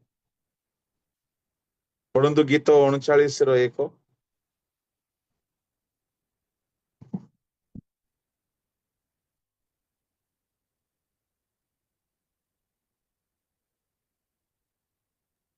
ମୁଁ କହିଲି, ମୁଁ ଜିହ୍ୱାରେ ପାପ ନ କରିବା ପାଇଁ ଆପଣା ପଥ ବିଷୟରେ ସାବଧାନ ହେବି। ଦୁଷ୍ଟ ମୋ ସମ୍ମୁଖରେ ଥିବା ପର୍ଯ୍ୟନ୍ତ ମୁଁ ଆପଣା ମୁଖକୁ ଲଗାମ ଦେଇ ରଖିବି। ସାବଧାନ ହେବାକୁ ପଡିବ। କଣ କହିବି, କଣ ନ କହିବି, ସାବଧାନ ହେବାକୁ ପଡିବ। ଆମେ ତ ସାବଧାନ ଯଦି ହେଇଯିବା ନା, ଜିଭାରେ ପାପ ହବନି। ଲୋଭୀ ଲୋକ ଜିଭାରେ ମିଥ୍ୟା କୁହେ। ଲୋଭୀ ଲୋକ ଅନନୀୟ ସଫିରା, ଲୋଭ ହେତୁରୁ ଧନ ଲୁଚାଇଲେ, ସେ ଯାଏ ମରିନାହାନ୍ତି। ଯେତେବେଳେ ଆସିଲେ ମିଥ୍ୟା କହିଲେ ମରିଗଲେ। ଆମ ଜିଭା, ଆମ ଓଷ୍ଠାଧର, ପ୍ରଭୁଙ୍କ ଲୋକମାନେ ଆମର ବିନାଶର କାରଣ ହେଇଥାଏ। ଯେସାୟଙ୍କର ପାପ, ବିଇଂ ଏ ଗ୍ରେଟ୍ ପ୍ରଫେଟ, ଗୋଟିଏ ମହାନ ପ୍ରଫେଟ, ତାଙ୍କ ଜିଭାରେ ପାପ ଥିଲା, ତାଙ୍କ ଓଷ୍ଠାଧରରେ ପାପ ଥିଲା। ଆଚ୍ଛା, କଣ ପାପ ହେଇଥାଇପାରେ? ଲେଖା ନାହିଁ। କିନ୍ତୁ ଆମେ ଅନୁମାନ କରିପାରିବା ଜିଭାରେ କଣ ପାପ ହୁଏ, ଓଷ୍ଠାଦରରେ କଣ ପାପ ହୁଏ। ମିଥ୍ୟା ହେଇପାରେ, କୁବାକ୍ୟ ହେଇପାରେ। ଆଚ୍ଛା, ବଡ ଆଶ୍ଚର୍ଯ୍ୟ ଲାଗିଲା ଯେତେବେଳେ ମୁଁ ଏହାକୁ ଷ୍ଟଡି କଲି। ଯିଶାଙ୍କ ଠାରେ ପାପ ଥିଲା ନା ନାଇଁ? ଏଇ ପଦ ଅନୁସାରେ ଥିଲା। ସେ କହିଲେ ହାୟ ହାୟ, ମୁଁ କିପରି ଅଶୁଚି, ଓଷ୍ଠାଦର ବିଶିଷ୍ଟ। ପାପ ଥାଇକି ମଧ୍ୟ 5 ଅଧ୍ୟାୟ ଭାବବାଣୀ ଲେଖିଛନ୍ତି ନା ନାଇଁ? ପାପ ଥିବା ସତ୍ତ୍ୱେ ବି ସେ ଜଣେ ଭାବବାଦୀ। ପାପ ଥିବା ସତ୍ତ୍ୱେ ବି ସେ ଜଣେ ପ୍ରଫେଟ। ପାପ ଥିବା ଅବସ୍ଥାରେ ଦର୍ଶନ ଦେଖିଲେ ନା ପବିତ୍ର ଅବସ୍ଥାରେ ଦର୍ଶନ ଦେଖିଲେ? ପାପ ଥିବା ଅବସ୍ଥାରେ। ପାପ ଥିବା ଅବସ୍ଥାରେ ସେ ଭାବବାଦୀ ହେଇକି ଅଛନ୍ତି। ତାମାନେ କଣ ଆଜ୍ଞା ଏଥିରୁ ବୁଝା ପଡୁଛି? ଗୋଟେ ସିରିୟସ କଥା ମୁଁ ଆପଣ ମାନଙ୍କୁ କହୁଛି, ଧ୍ୟାନରେ ଶୁଣିବେ। ଆମର ministry, our ministry, it is not at all a proof that we are holy.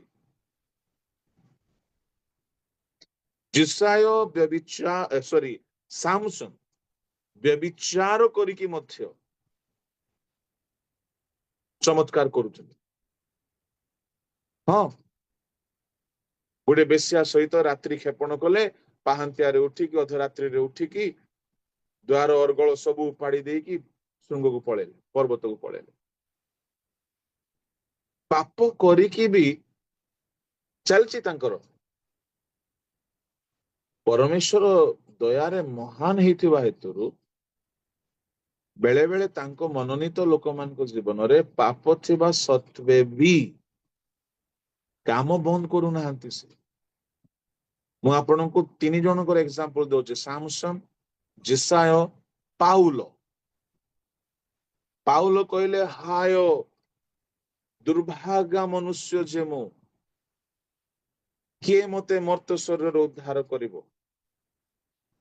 7 ଅଧ୍ୟାୟର ରୋମିଓ 7 ଅଧ୍ୟାୟର 19 ପଦରୁ ଆରମ୍ଭ କରିକି 23 ପଦ ଯାଏ ପଢିବା ଦରକାର ନାହିଁ।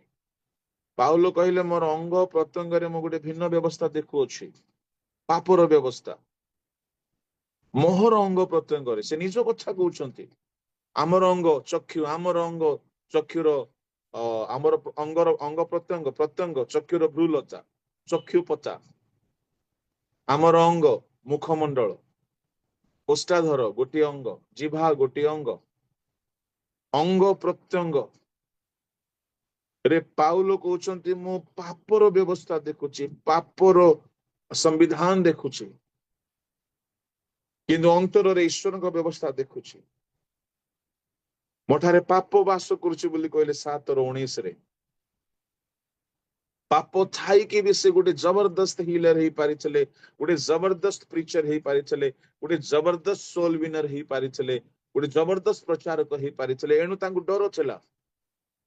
ଏଣୁ ପ୍ରଥମ କରିନ୍ତି 7:8 ଅଧ୍ୟାୟ ତାର 24, 25, 26, 27 ପଦରେ ସେ କହିଲେ କି କାଳେ ମୁଁ ଅଗ୍ରାହ୍ୟ ହେଇଯାଏ। ପ୍ରଥମ କରନ୍ତି 9 ଅଧ୍ୟାୟ, 8 ଅଧ୍ୟାୟ 9 ଅଧ୍ୟାୟ ତାର 24 ଠାରୁ ଆରମ୍ଭ କରି 27 ଯାଏ। ସେ ଭୟ କଲେ। ସମସ୍ତେ ଦୌଡନ୍ତି ରଙ୍ଗମଞ୍ଚରେ, ଭାବବାଦୀ, ପାଳକ, ପ୍ରଚାରକ, ପ୍ରେରିତ ସମସ୍ତେ ଦୌଡନ୍ତି। ଯେଉଁମାନେ ପଣ ପାଇବେ ସେମାନେ ନିଜକୁ ପରିମିତ ଭୋଗୀ କରିବାକୁ ପଡିବ, ମାରିବାକୁ ପଡିବ। ଏଣୁ 27 ପଦରେ ସେ କହିଲେ ସୁସମାଚାର ପ୍ରଚାର କରି କାଳେ ମୁଁ ଅଗ୍ରାହ୍ୟ ହେଇଯାଏ। ଭୟ ଲାଗୁଛି। ଏଣୁ ଅଗ୍ରାହ୍ୟ ନ ହେବା ପାଇଁ ଶରୀରକୁ ମାରିକି ରଖ। ତାମାନେ ଶରୀରରେ ପାପ ବସବାସ କରୁଥିଲା। ସାମସନଙ୍କ ଅଭିଳାଷ ଥିଲା। ଯିଶାୟ କହୁଛନ୍ତି ମୁଁ ପାପରେ ଅଛି, ମୁଁ ଅଶୁଚି ଓଷ୍ଠାଧର। ପାପ ଥାଇକି ବି ପ୍ରଫେସି ମିନିଷ୍ଟ୍ରି ତାଙ୍କର ଚାଲିଥିଲା। ମୁଁ ଜଣେ ପ୍ରଚାରକ ଅଟେ, ତାର ଅର୍ଥ ନୁହଁ କି ମୁଁ ପବିତ୍ର ଅଟେ। ଆଜି ଆମେ ମିନିଷ୍ଟ୍ରି ଟ୍ୟାଲେଣ୍ଟ ଦ୍ୱାରା କରୁ। ପ୍ରିଚିଂ ଗୋଟିଏ ଟ୍ୟାଲେଣ୍ଟ ଅଟେ, ହିଲିଂ ଗୋଟିଏ ଗିଫ୍ଟ ଅଟେ, ପ୍ରଫେସି ଗୋଟିଏ ଗିଫ୍ଟ ଅଟେ, ପ୍ରିଚିଂ ଗୋଟିଏ ଗିଫ୍ଟ ଅଟେ।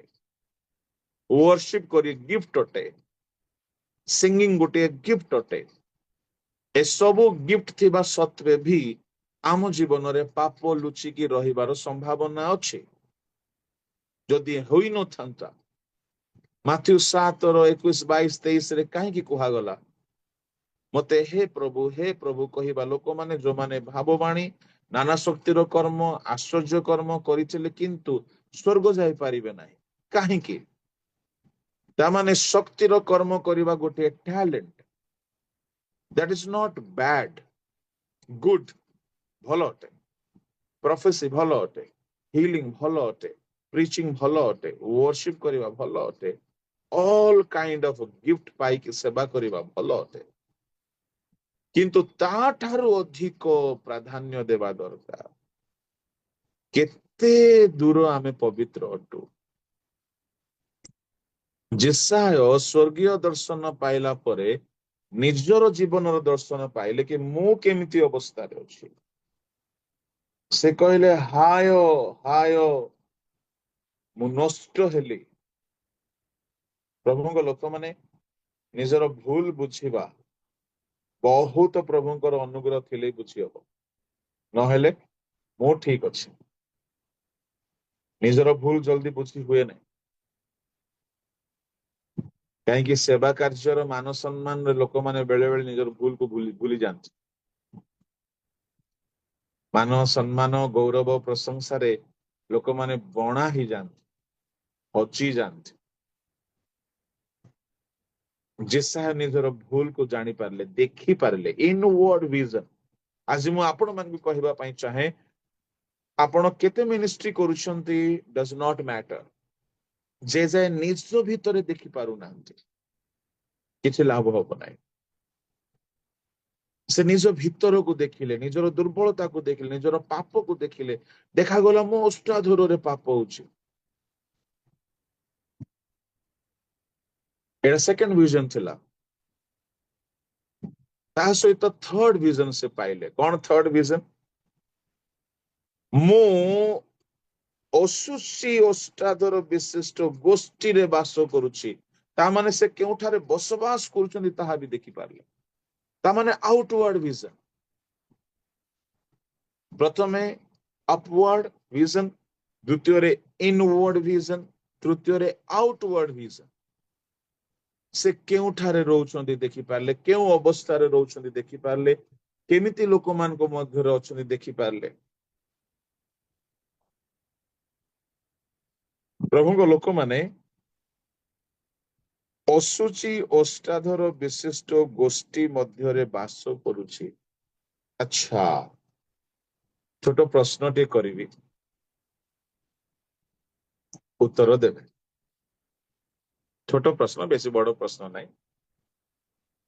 जिसायंकर अष्टाधर असुची हेबार दायी किए?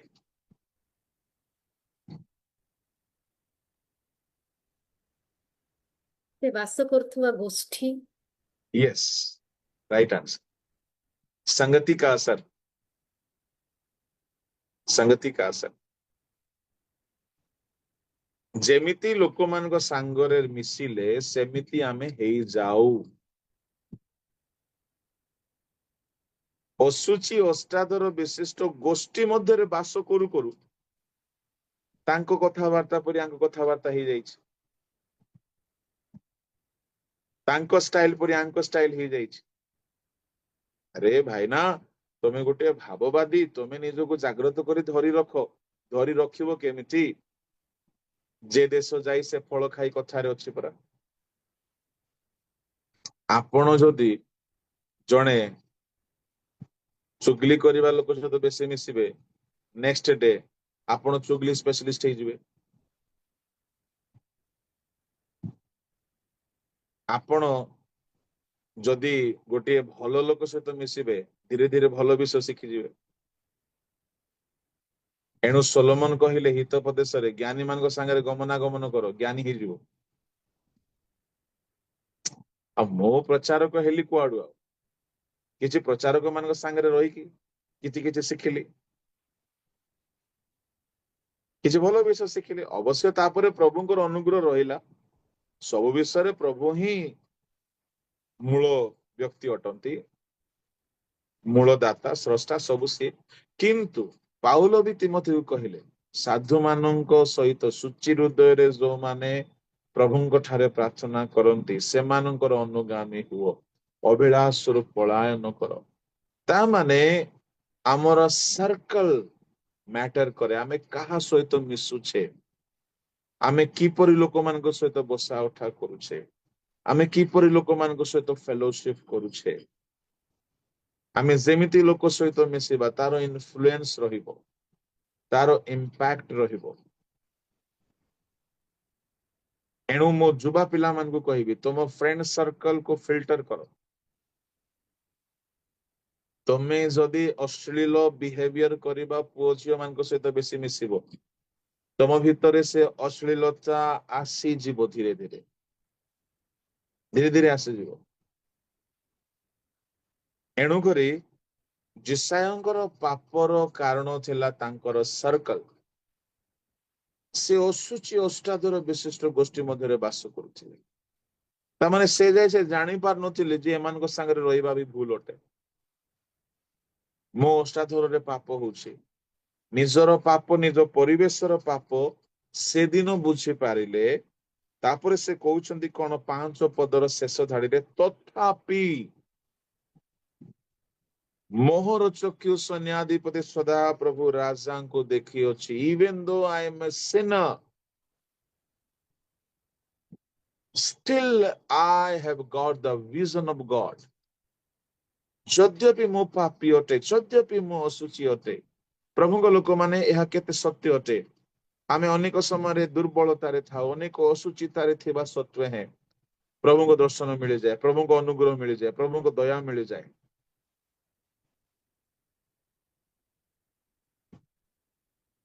ଆଉ କଣ ହେଲା, ଯେତେବେଳେ ସେ ପାପ ସ୍ୱୀକାର କଲେ, ଯେତେବେଳେ ସେ ପାପକୁ ମାନିଲେ, ମତେ ଏଇ ପଦଟା ବହୁତ ଭଲ ଲାଗିଲା। କଣ, ଗୋଟେ ଏମିତି ଭିଜନ ସେ ଦେଖିଲେ ଯେ ନିଜର ପାପ ତ ଜାଣିପାରିଲେ, ନିଜର ଭୁଲକୁ ସେ ମେହସୁସ କଲେ, ଫିଲ୍ କଲେ, ଅନୁଭବ କଲେ, ରିଆଲାଇଜ କଲେ, କନଭିକ୍ସନ ଆସିଲା। ସେ ନିଜକୁ ଦୋଷୀ ବୋଲି ଗଣନା କଲେ। ଆଜି ଆମେ ପ୍ରତ୍ୟେକ କେତେ ବଡ ମିନିଷ୍ଟ୍ରି କରୁଛୁ କିଛି ମ୍ୟାଟର କରେ ନାହିଁ, ପାପ ଥାଇକି ବି ମିନିଷ୍ଟ୍ରି ହେଇପାରିବ। ଯଦି ଆମେ ନିଜର ସୂକ୍ଷ୍ମ ସୂକ୍ଷ୍ମ ପାପ ଦୋଷ ତ୍ରୁଟିକୁ ଯଦି ଜାଣି ପାରୁଛେ ନା, ଆମେ ଭାଗ୍ୟବାନ, ଆମେ ଭାଗ୍ୟବାନ। ତାହା ଆମକୁ ବହୁତ ଆଗକୁ କଢେଇ ନେବ। କେମିତି ଜାଣିପାରିବେ ଆପଣ? ଏଣୁକରି ମୁଁ କହିବି ଆପଣ ମାନଙ୍କୁ, ନିଜକୁ ପବିତ୍ର କରିବା ପାଇଁ ଟିକେ ଉପବାସ ବେଳେ ବେଳେ କରନ୍ତୁ। ସମସ୍ୟା ପଡିଲେ ଉପବାସ କରାଯାଏ। ବାଇବଲରେ ଉପବାସର କେତୋଟି ମୁଖ୍ୟ କାରଣ ହଉଛି, ବିପଦ ପଡିଲେ ଉପବାସ କରାଯାଏ। ଘରେ ବିପଦ ପଡିଛି, ଉପବାସ କରନ୍ତୁ, ଏଇଟା ଗୋଟେ କାରଣ।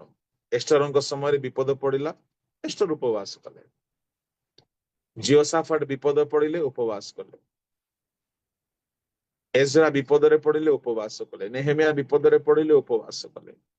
ବିପଦ ଦୂର କରିବା ପାଇଁ ଉପବାସ କରାଯାଏ, ସେ ଯେକୌଣସି ପ୍ରକାର ବିପଦ ହଉ। ଆଉ ଗୋଟେ କଣ, ପାପରୁ ଫେରିବା ପାଇଁ। ବିପଦ ବି ଦୂର ହେବ, ପାପରୁ ଫେରିବାକୁ ପଡିବ, ପବିତ୍ର ହେବା ପାଇଁ। ଉପବାସରେ ପବିତ୍ରତା ମ୍ୟାଣ୍ଡେଟରୀ ଅଟେ। ଏଣୁକରି ମୁଁ ପରାମର୍ଶ ଦେବି, ଆମେ ଅନେକ ସମୟରେ ବ୍ୟସ୍ତତାର ଜୀବନ ମଧ୍ୟରେ ସମୟ ଟିକେ ବାହାର କରି ଟିକେ ଉପବାସରେ ବସିକି ନିଜର ଦୋଷ ଦୁର୍ବଳତାକୁ, ପ୍ରଭୁ ମତେ ଦେଖାଅ। ଆପଣା ଭ୍ରାନ୍ତି କିଏ ବୁଝିପାରେ? ଆଜି ଜୁଲାଇ ମାସ ଶେଷ ହଉଛି, ନୂଆ ମାସରେ ଆଜି ରାତିରେ ଆମେ ପାଦ ରଖିବା। ପ୍ରଭୁ, ଏ ନୂଆ ମାସରେ ପୁରୁଣା ମାସର ପାପ ନେଇକି ମୁଁ ଯିବାକୁ ଚାହୁଁନାହିଁ। ପ୍ରଭୁ, ମୋ ପାପ ମତେ ଦେଖାଅ, ମୋ ପାପରୁ ମତେ ବାହାର କର, ଯେ ଦ୍ୱାରା କି ନୂଆ ମାସ ମୋ ପାଇଁ ନୂଆ ଆଶୀର୍ବାଦର ମାସ ହଉ। ଆମର ପ୍ରାର୍ଥନା ସେମିତି ରହୁ।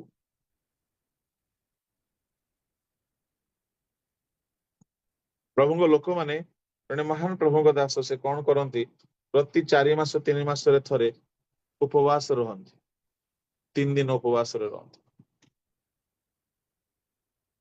ଡକ୍ଟର ପିଜି ବର୍ଗିସ କଥା ମୁଁ କହୁଛି। ଉପବାସରେ ରହିକି କୌଣସି ଗୋଟେ ପାଷ୍ଟରଙ୍କୁ ଡାକନ୍ତି, ମତେ ଶିକ୍ଷା ଦିଅ କୁହନ୍ତି। ସେ ନିଜେ ଗୋଟେ ବହୁତ ବଡ ସେବକ, ବହୁତ ବଡ ଡାଇରେକ୍ଟର, ବହୁତ ବଡ ଗୋଟେ ଲିଡର। ପ୍ରତି 3 ମାସ 4 ମାସରେ ଥରେ ଉପବାସରେ ବସନ୍ତି, ନିଜକୁ ପରୀକ୍ଷା କରନ୍ତି। ଏଇଟା ଦରକାର, ଆତ୍ମ ସମୀକ୍ଷା ଦରକାର, ଆତ୍ମ ପରୀକ୍ଷା ଦରକାର। ଏହା ଆମକୁ ବଢେଇବ। ଗୋଟିଏ ଗାଡି ଯଦି ଚାଲିଛି ଆଉ ମଝି ମଝିରେ ଯଦି ତାର ସର୍ଭିସିଂ ହଉନି, ତାର ଚେକ୍ କରାଯାଉ ନାହିଁ, କେବେ ବି ଗାଡି ବିପଦ ଘଟିପାରେ, ଆକ୍ସିଡେଣ୍ଟ ହେଇପାରେ। ଆତ୍ମ ପରୀକ୍ଷା ଆତ୍ମ ନିରୀକ୍ଷା ଦରକାର। ପ୍ରଭୁଙ୍କ ନାମର ଧନ୍ୟବାଦ ହେଉ। ଯେସାୟ ସେ ଜାଣିପାରିଲେ ମୁଁ ପାପରେ ଥିବା ସତ୍ତ୍ୱେ ହିଁ ମୁଁ ପ୍ରଭୁଙ୍କୁ ଦେଖିଲି। ଆଉ ଯେତେବେଳେ ସେ ପାପ ପ୍ରତି ଅନୁତପ୍ତ ହେଲେ, ପାପ ସ୍ୱୀକାର କଲେ, ନିଜର ଭୁଲକୁ ବୁଝିଲେ, ଆମେ ବି ସେମିତି ପାପ ପ୍ରତି ଅନୁତପ୍ତ ହେବା, ପାପ ସ୍ୱୀକାର କରିବା, ନିଜ ଭୁଲକୁ ବୁଝିବା। ସେତେବେଳେ ପ୍ରଭୁ ଆମର ପାପ ଆମଠାରୁ ଦୂର କରିବେ। ଖାଲି ଅନୁତପ୍ତ ହେଲେ ନାହିଁ, ପାପ ସ୍ୱୀକାର କରିବାକୁ ପଡିବ, ଛାଡିବାକୁ ପଡିବ। କଣ କଲେ ପ୍ରଭୁ? 6 ପଦରେ ଗୋଟେ ବଡ ଘଟଣା କଲେ, ତାଙ୍କ ପାପ କ୍ଷମା କଲେ। ପଢନ୍ତୁ 6, 7।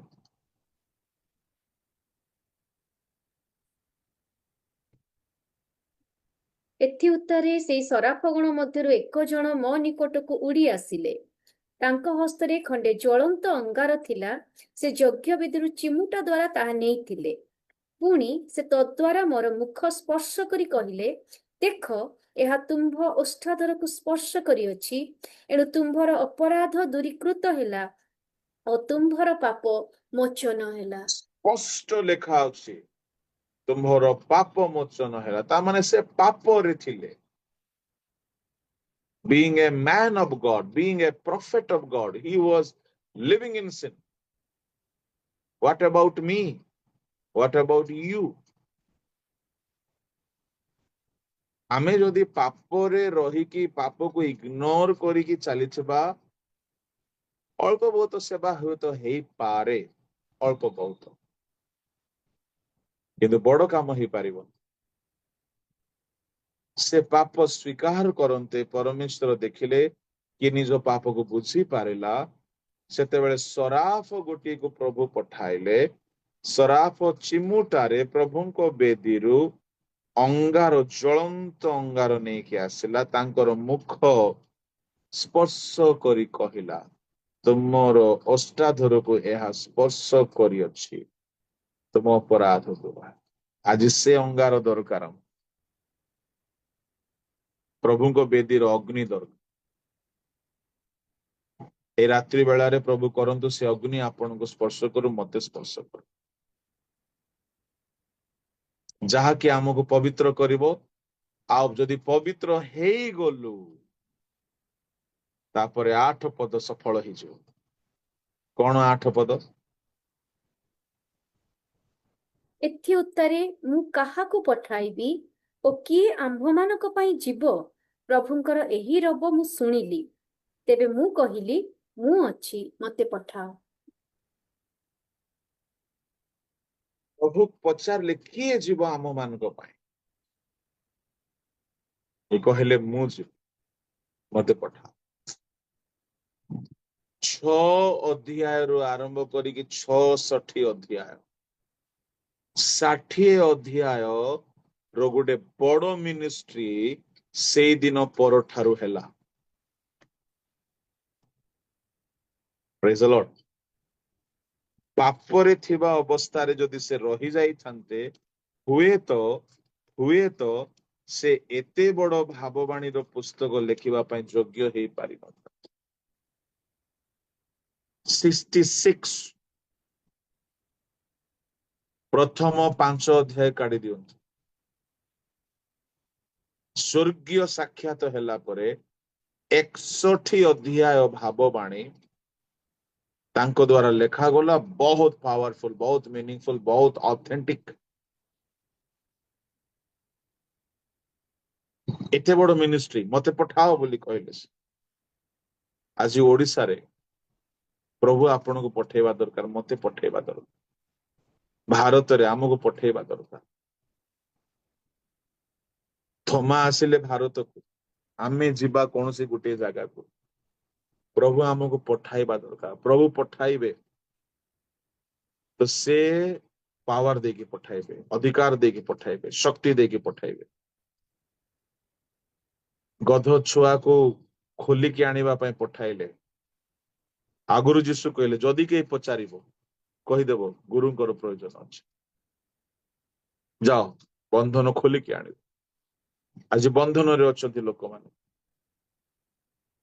आमे खाली खाली निज निज भितरे गिरिजा प्रार्थना करी संतुष्ट हेउना तो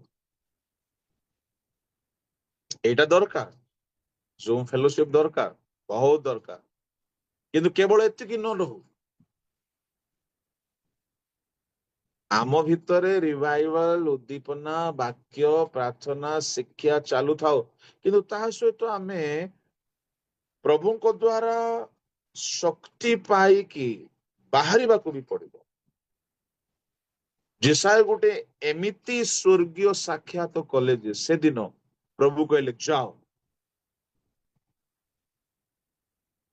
किए जीवो मु जेबी प्रभु मते पठा। पवित्र हेई गला परे से बाहरिले 61 अध्याय रो भाववाणी रो मिनिस्ट्री कले। Wonderful ministry. पापरे थिबा अवस्था रे मात्र 5 गोटी अध्याय। मो कहिबार भाव होउछि यदि आपण गोटे ग्रेट मिनिस्ट्री देखिबा पई चाहुछंती, गोटे बड़ काम करिया पई चाहुछंती, गोटे बड़ सेवक सेविका हेबा पई चाहुछंती, secret hidden in your holy life, से पवित्र पात्र को व्यवहार करंती। जेते मात्रा रे आपण पवित्र हेबे सेते मात्रा रे प्रभु आपण व्यवहार कर। मने रखिथिबे कथा। जेते मात्रा रे पाप छाड़िबे, जेते मात्रा रे अश्लीलता छाड़िबे, आपण जदि टिके पाप सहित कंप्रोमाइज करिकि चलीछंती प्रभु आपण को बेसी व्यवहार करिवे ना। से पवित्र परमेश्वर अट। से पाप को घृणा करंती। मो ओष्ठाधर रे पाप थिबो, मो मन रे पाप थिबो, मो जिह्वा रे पाप थिबो, मो चक्षु रे पाप थिबो, मो शरीर रे पाप थिबो, से व्यवहार करिवे। एणु जिसाय परि लोक जदि निजर पाप बुझी पारिले, पाप स्वीकार कले, आमे काई करिबा नाही। धन्य से माने जो माने पाप स्वीकार करंती, पाप स्वीकार करि छाड़ंती। आ बेले बेले पाप मनुष्य मान निकट भी स्वीकार करने पड़े। हाँ, याकूब 5 अध्याय परस्पर निकट रे आपणार पाप स्वीकार कर बोली कहले 14 पदरे है देखंतु। ତୁମ୍ଭମାନଙ୍କ ମଧ୍ୟରେ କଣ କେହି ପୀଡ଼ିତ ସେ ମଣ୍ଡଳୀର ପ୍ରାଚୀନମାନଙ୍କୁ ଡକାଉ, ସେମାନେ ପ୍ରଭୁଙ୍କ ନାମରେ ତୈଳ ମଖାଇ ତାହା ନିମନ୍ତେ ପ୍ରାର୍ଥନା କରନ୍ତୁ। 16 16 ପଦ ପଦ। ପଢି ଦିଅନ୍ତୁ। ଅତଏବ ପରସ୍ପର ନିକଟରେ ଆପଣା ଆପଣାର ପାପ ସ୍ୱୀକାର କର, ପୁଣି ସୁସ୍ଥ ହେବା ନିମନ୍ତେ ପରସ୍ପର ପାଇଁ ପ୍ରାର୍ଥନା କର। ଧାର୍ମିକ ବ୍ୟକ୍ତିର ପ୍ରାର୍ଥନା ଅନେକ କାର୍ଯ୍ୟ ସାଧନ କରିପାରେ। हाँ, परस्पर निकट रे केवल ईश्वर निकट रे नहीं, परस्पर निकट रे जदि मु किछि भूल करिछि कहा सहित अपवय पुत्र फेरी आसी ता बापा निकट रे पाप स्वीकार करले। यदि आमे काहा को दुख देइछु ता निकट रे जाई निजर पाप स्वीकार करिबा केते भलो विषय। एणु एक बड़ मिनिस्ट्री जदि आपण आशा करूछन्ती, गोटे बड़ ब्लेसिंग, गोटे बड़ अनुग्रह, बड़ रिवाइवल, बड़ प्रभुଙ୍କର आशीर्वाद आशा करूछन्ती, तेबे जीवन रे जिसायଙ୍କ पर निजर भूल को बुझिकी तहिरु बाहरिबाकू पड़िबो, पापरु पवित्र हेबाकू पड़िबो। The secret of a great ministry is hidden in holy living, पवित्रता। तो प्रभु को लोक माने आज पय मु एथारे एतिकरे समाप्त करिवा पय चाहे। ଆସନ୍ତା ମାସ ଆମ ପାଇଁ ଗୋଟେ ବଡ ଆଶୀର୍ବାଦର ମାସ ଯଦି ହେଉ ବୋଲି ଆପଣ ଚାହୁଁଛନ୍ତି, କେବଳ ଆସନ୍ତା ମାସ ନାହିଁ, ଆସନ୍ତା ସବୁଦିନ, ସବୁ ମାସ, ସବୁ ସପ୍ତାହ, ତେବେ ଆଜି ହିଁ ଯଦି କୌଣସି ଦୋଷ ତ୍ରୁଟି ଭୁଲ ଦେଖା ଯାଉଛି, ତାହାକୁ ସ୍ୱୀକାର କରି ଛାଡ଼ିଦ। ତେବେ ନିଶ୍ଚୟ ପ୍ରଭୁ ଆମକୁ ପଠାଇବେ, ପ୍ରଭୁ ଆମକୁ ଯୋଗ୍ୟ କରିବେ, ପ୍ରଭୁ ଆମକୁ ବ୍ୟବହାର କରିବେ, ପ୍ରଭୁ ଆମକୁ ଗୋଟେ ବଡ ଆଶୀର୍ବାଦରେ ପରିପୂର୍ଣ୍ଣ କରିବେ। ଆମେ ଯୋଗ୍ୟ ହେଇଯିବା। ଯେତିକି ଅଛୁ ଆମେ ସେତିକିରେ ରହିବା ନାହିଁ। ଆମେ ଆମ ଟେରିଟୋରି ଏନଲାର୍ଜ ହେବ, ଆମର ବ୍ଲେସିଂ ବଢିବ, ଆମର ମିନିଷ୍ଟ୍ରି ବୃଦ୍ଧି ପାଇବ, ଆମେ ସବୁ କ୍ଷେତ୍ରରେ ବୃଦ୍ଧି ପାଇବ। ଏଣୁ ଆସନ୍ତୁ ଟିକେ ସମୀକ୍ଷା କରୁ, ଟିକେ ପରୀକ୍ଷା କରୁ, ଟିକେ ନିଜର ଦୋଷ ତ୍ରୁଟି ଦୁର୍ବଳତାକୁ ଟିକେ ସମୀକ୍ଷା କରିକି